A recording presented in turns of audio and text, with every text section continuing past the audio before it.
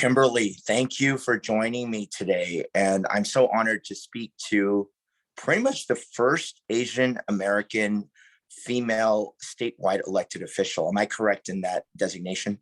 Who is a Republican. Who's a Republican? Yes, Yes. that's right.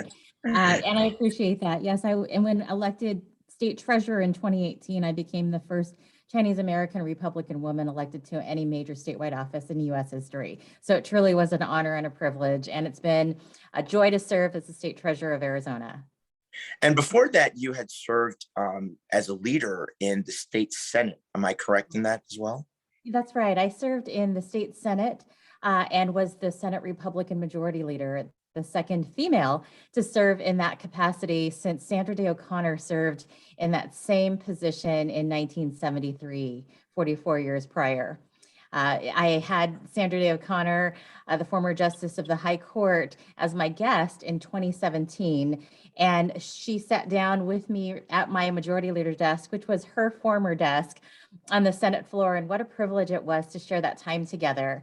And I asked her, what is it that is different today than when you served in this very chamber at this very desk back in 1973? And her response was so simple, but I will remember her words forever, which was, back then, people did not have any real care for the political party that the other person was representing. They just went to work and got the good work done for the people of Arizona. So they didn't pay attention back then to real party affiliations. They were pretty nonpartisan in nature, and they focused on the policy versus the partisan parts of politics that get people elected to those offices. So I thought that was very interesting, and will certainly remember those words for a long time, because she truly was an inspiration to me and so many others. Great Supreme Court justice, and maybe that's the route you'll end up in. So maybe we're talking to a future justice here, right? But you did a lot of important work in the state Senate. There was some key issues that you actually tangibly tackled in a real way. One of them is school choice. So I'd like you to speak a little bit about that, but also some other issues that you did, because I like doers, not talkers. So tell us and show us that route when you were in the legislature, and maybe even a little bit now as treasurer, how you've tackled some of these important issues. Great question. Well, first of all, I have long been a school choice advocate, which means that you believe in all choices for parents and their children for the best education system for their child, whether it is a traditional school district, a charter school, a private school setting, or even a homeschool setting. And these days we have something even called micro schools. We have virtual schools. But it started much earlier than when I served as a state senator. Back in the 1990s, the idea of school choice came in Arizona, and we were looking at the simple thing of going to school outside of your zip code.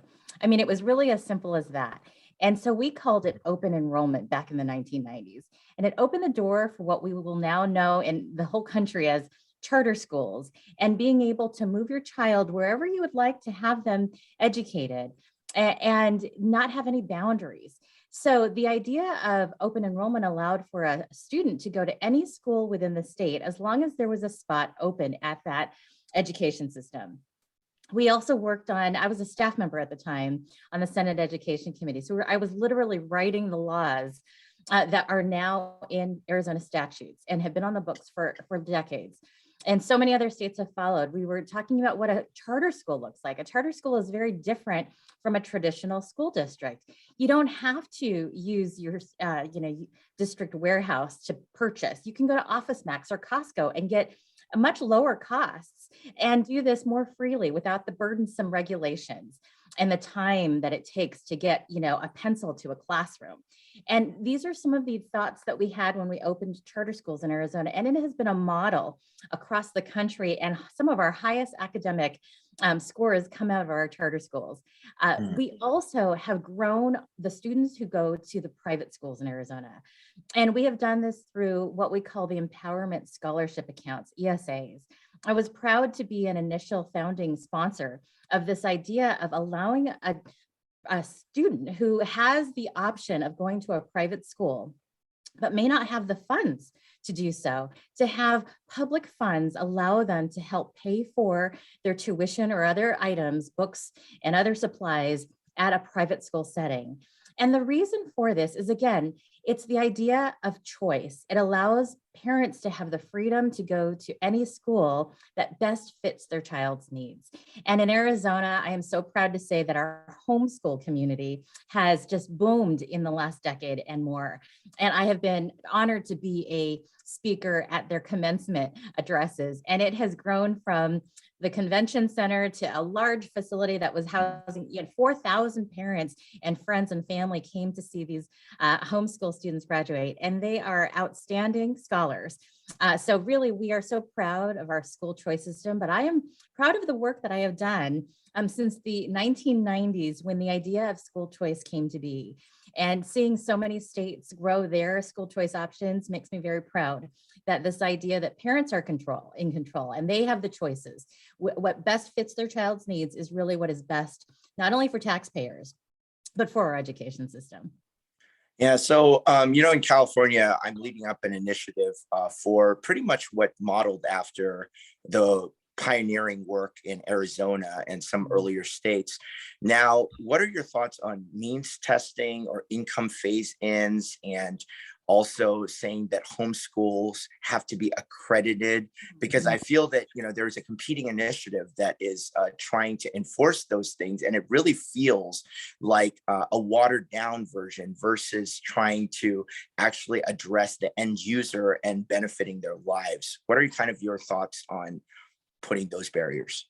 Well, first of all, school choice should have, no boundaries. And it sounds like the competing initiative that you're talking about has all kinds of boundaries. Remember, school choice is based on the premise that a parent has the right to go to any school of their choice. It doesn't matter what their personal income should be. It doesn't matter that a student is failing their other school. They could be a scholar and go to any school of their choice. And it also shouldn't have any regulations on government intervening in a homeschool setting.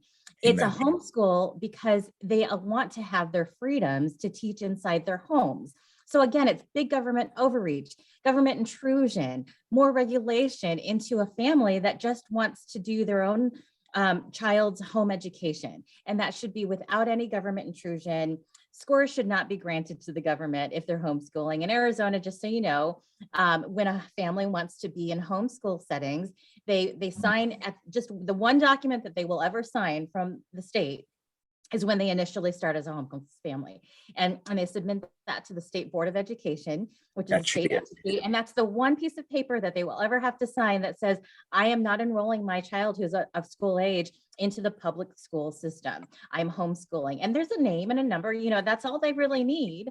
But they're beyond that. And I've worked hard in the Arizona State Legislature to fight against what you're talking about, which is individuals who apparently don't trust the homeschool community. They apparently don't trust the private school setting because they want government and the state to have eyes onto private sector communities like private schools and homeschools. And that's wrong. I fought against that for many years, even within my own party. And I do believe that your initiative will clearly be the way to get to school choice and parents' rights and the best education options for their children. So, I commend you for staying strong. Keep within your path because you are looking at school choice in the truest form. And the other seems like it's, maybe they're working with school districts on the side or teachers unions or other types of associations that really don't want to let go of what they have in the marketplace. And again, this is an education free marketplace, just like we have, the free marketplace in business. Schools should be able to have a free education system that allows for education entities to compete with one another to make them better. And as consumers go and walk with their feet to the best restaurant or retailer of their choice, a parent should be able to walk with their feet to the best educational institution. And maybe a family chooses for one child a school district, a traditional, charter school or a district, yet maybe their other child is best schooled at home. or virtually, or maybe another student can be in a private school setting because that's what works best for their education and academic learning. So those are options that parents should decide, not the government. I love that. And you really hit on privacy, which is a very thing that's not talked about these days, with government looking at your medical records and Right. things like that. I mean, this is something that you're really fighting for American freedom in what you've done and in school choice. But tell me, Kimberly, other issues that were important to you during your time in the legislature and as treasurer today. Would love to hear maybe a couple more issues that and show us kind of what you did in that, because what you've done with school choice was impressive. Well, let's stay on the issue of freedom and privacy, because I've been fighting for freedom and privacy and opportunities for a very long time. And I did that in the legislature. I'm doing it today as state treasurer. So on the theme of privacy, we have something called FERPA, which is the Federal Education Privacy Rights for students. And back in the legislature, they have groups that are from the outside or even the government that tries to do data mining on our young students. And it is so discouraging and quite frankly insulting, because I'm a mom of young children and these young children cannot fight for themselves. They don't know this is happening, but their data and their information is being used without any parental, allowance. And that is wrong. I fought against that in our school system. One of the things that some businesses try to do is, and this was happening in Arizona. So I saw that there was an instance, and I put a law on the books that said you can't do this anymore. But let's just say you have a private business and they go and wine and dine or take to lunch school administrators, because what they ultimately want is the list of students at that school so that they can provide business services or advertising or marketing to that population of students. And the worst case is when they're also asking for their data, their academic data. Let's just say this is maybe an academic institution that wants to find those who need learning assistance. So they're looking for data on those who have academic skills that need some help. Well, that's private information that a parent should be able to sign off on, not just someone being wined and dined from the school district office to hand over to a private business that is asking for this data. That's against federal law. So I fought against that. That's now on the books. You can't do that in Arizona.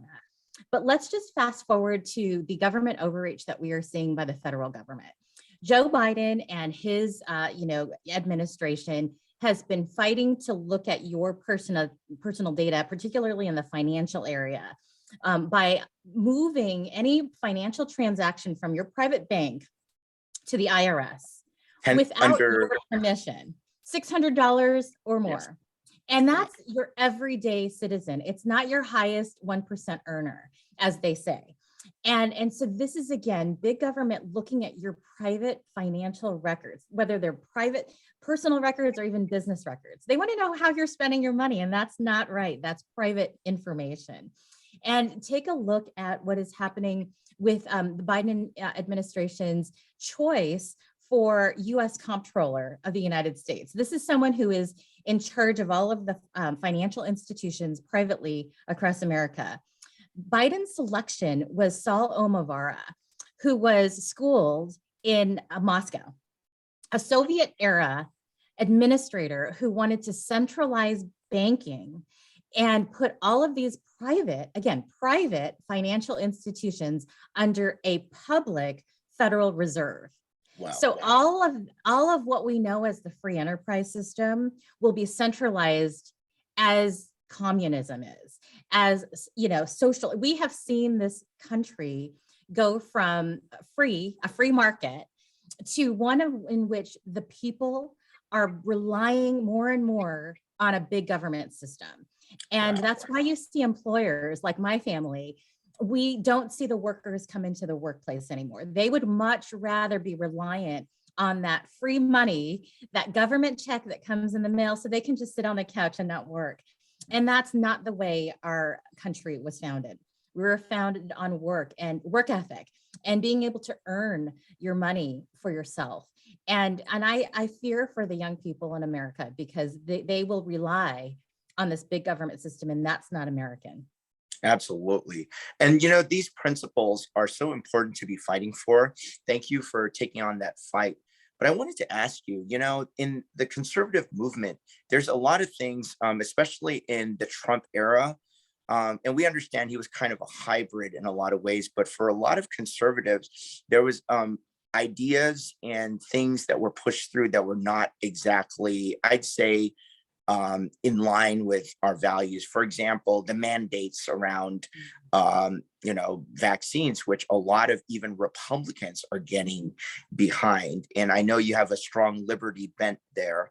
How do we educate conservative voters to look at candidates like yourself that are actually fighting the good fight in action versus being just riding this marketing type of wave?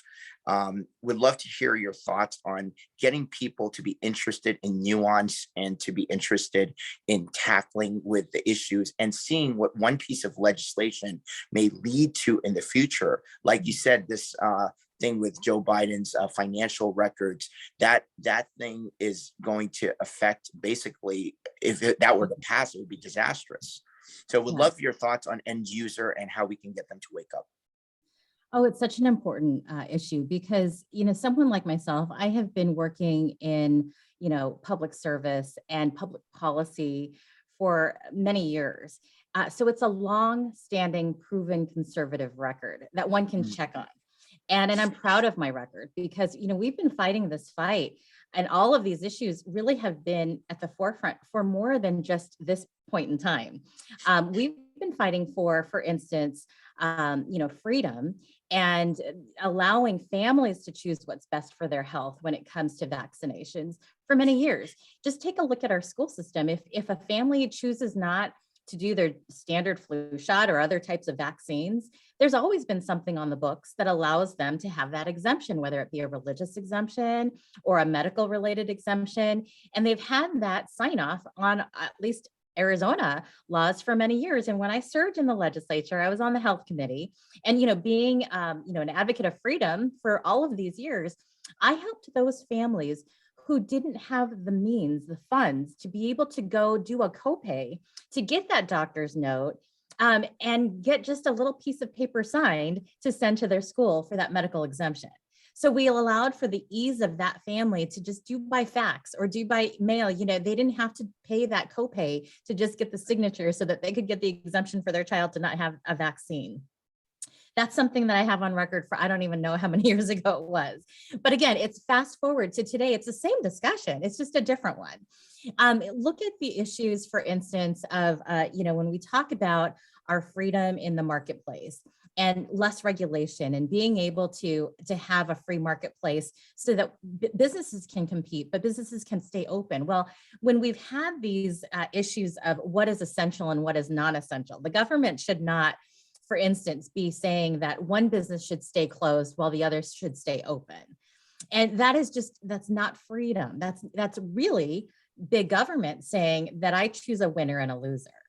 Mm-hmm. And what we have seen because of those poor decisions by lawmakers and leaders across the country is that the individuals or businesses that were chosen as non-essential, unfortunately, could not stay open for very much longer when they were allowed to open. And that's a sad story from the state of an economy. We should allow for businesses to thrive in every instance. And we should trust them to make those responsible decisions inside of their businesses. Those mom and pop shops know what's healthy, what's safe, what is best in the best interest for their employees, but also their consumers, their customers, maybe their patients.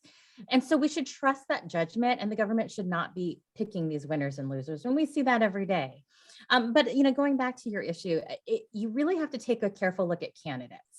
And this is 2022 will be a very important year as many states are electing their statewide constitutional officers, their congressional leaders, their legislative leaders. And as you take a look at your candidates, see who has been there with you and your values for many years, and compare them to the people who have just shown up. or those who use the talking points but have no substance beyond that. Mhm. Ask hard questions, because there's really a lot of education that should go through a person's vote, and keep those candidates accountable for what they are saying, and make sure that it's not just words, but it's also actions. Absolutely. Here on a local level, we've had people that have R's in front of their name and they run, but none of their ideology even fits the conservative, um, our values, and we put them in office thinking, hey, they can be swayed, or once they're in, but that old ideology remains, and it's actually caused a lot of issues on a county level here in Mhm. Orange County, to where these untested people end up voting in ways that have tangible effects on our lives. So I really like that message that you just said. Please research your candidates.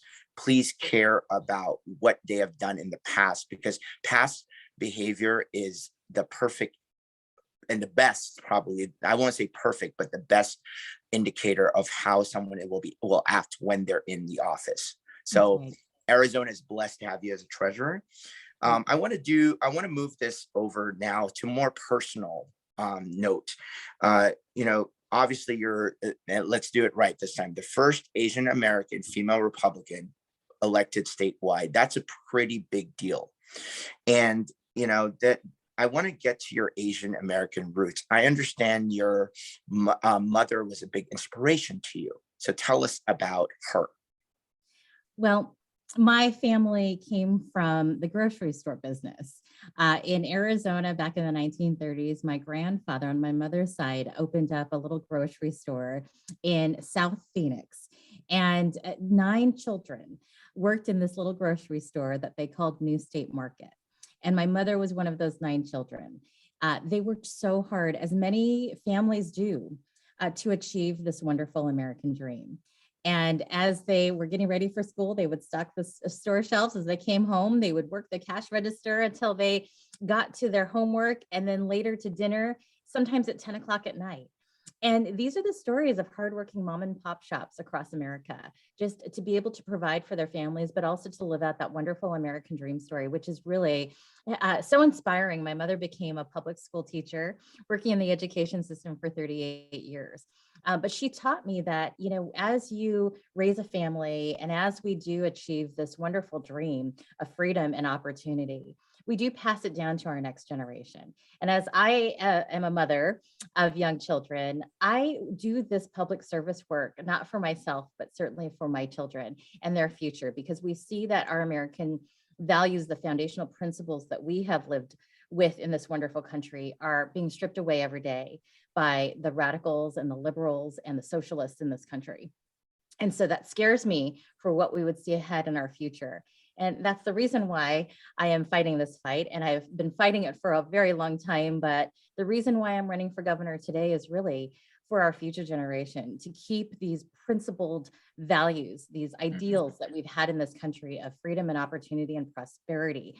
But doing that with our families, to preserve those wonderful freedoms that our country was founded on. And as we fight these fights, with big government and with government mandates and overreach and what we see out of the White House today, we go back to how we were raised, and we will continue to fight so that we will be able to preserve this wonderful country that we know and love today. Absolutely. And your background is Chinese, right? So Yeah. did your parents also, did they immigrate to this country, and did they escape communism like my grandparents? Hmm. My grandparents came well before that. It was actually in the early 30s. Oh, wow. So yes, so they chose on my mother's side Arizona to settle, and on my father's side they immigrated to Pittsburgh, Pennsylvania, where they opened a little hand laundry business. Same thing, early 30s, and establishing a family-run hand laundry business for many decades. But really, even on the side when they weren't working, my father and his brother, my uncle, they were singing for the war bond effort. They were singing God Bless America throughout the streets of Pittsburgh, Pennsylvania, to raise money for, our American war bond effort.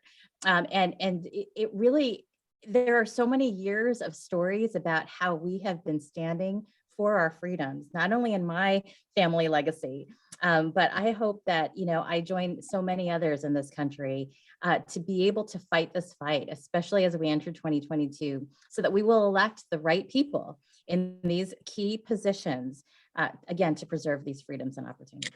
Okay, so let's make this fun now. Okay. I actually, before that, I wanted to ask you, last year was a banner year for Asian Americans in film, in sports, with Yes. Shohei Ohtani, and with music, with BTS. I mean, Asian Americans are rising right now. Yeah. What are kind of your thoughts on that? What was your favorite moment last year for Asian Americans? And overall, is now people are seeing us and wanting to hear our stories. So maybe what is your favorite story that came out this year? There are so many. And, as I have spoken to groups, not just in Arizona, but across the country, to empower Asian Americans in their great work that they're doing on the ground, whether it's in business, to technology, to education. I mean, there are so many industries that Asian Americans are paving the path to. They are trailblazers in many of their industries, and we should be proud of that work. There is not one specific one, but I will share with you that I really do believe that as we look at education, it's sort of been the theme of this interview today. As we look at education, as we look at the future of our young children, we should teach them how important it is, the Asian American work that has really been laid out in this country, not just today, and the wonderful stories that we can share about what's happening today. It has been laid out for centuries. And really, if we look at the work of the Asian Americans on the railroads, building those, as well as the mining and so many other industries in this country, it is a really beautiful story that we've got to get out there. And for young children to learn this in their education system will really allow them to be more rich in their history. And it's an American history, the Asian American contributions to our workforce. So again, I really do promote that, and I hope that schools across the country will incorporate these wonderful stories into their curriculum. I love it. So let's end it on some holiday questions. Okay. Favorite Christmas movie? Oh, I guess it would be Home Alone, because again, I'm a mom of young kids, and that is played over and over and over again. We don't have any choices. That's the Christmas movie we've been watching. And again, wonderful Christmas theme and a great ending. Awesome. Favorite Christmas song? I love the old hymns. So I have to say, Come All You Faithful is a great one at Christmas time. And also Joy to the World. So I could probably sing all of those the entire season and more. So hard to choose one favorite. Awesome. We got a singer here too. I love it. Now, your favorite Christmas activity?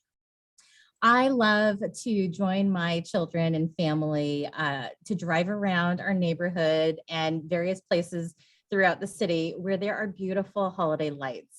And it just is so festive, and it's just something we do traditionally every year. And there's fun times where we bring hot cocoa, in the car, and actually just enjoy the time together with the holiday music and seeing the beautiful lights. So that's something that we really enjoy every holiday. So marshmallows in your hot cocoa or no? That's right. The little mini ones. Awesome. Okay. I'm a marshmallow fan too. Well, thank you for your time. Any final words, Kimberly? Maybe plug your website. Yes. Well, again, I'm running for governor, and my website is KimberlyYee.com, KimberlyYee.com. And I'm also found on Twitter and Facebook at Kimberly Yee AZ, as in Arizona, AZ. And again, thank you so much for your time, Mark, today, and for all that you do and your leadership. Awesome. And real quick, how can people volunteer for your campaign? Do they just go on the website and sign up there? Yes, actually, if you go on my website, there is a little info box, and you can just send us your interest in how you'd like to help out. We certainly would love your donations. Any small donation would do. And there's a little button that says you can donate, again, to advance our effort, to advance our message across our great state. And we really love, as we look into the holiday season, really, this is a time where we can see the blessings that we have. But we also are approaching a very important year. As we enter 2022, this is going to be a new year, but it will also be an opportunity for so many of your listeners and viewers today to get involved in how their government is representing them. And so that's my call, this holiday season is let's get involved and let's join together and partner to elect those conservatives into these offices. And the ones that have been fighting for years on the ground, not the Johnny come latelys, the people that have been proven. And, I'm a big fan of people that rise up from local government. So thank you, Kimberly, for being principled along the way, because there's so many opportunities to stray from that, but you've stayed the course. So very proud of you, very proud of your achievements, and let's stay in touch and keep me posted on what's going on in your campaign. Thank you so much, Mark. Have a good day. Take care. Bye-bye.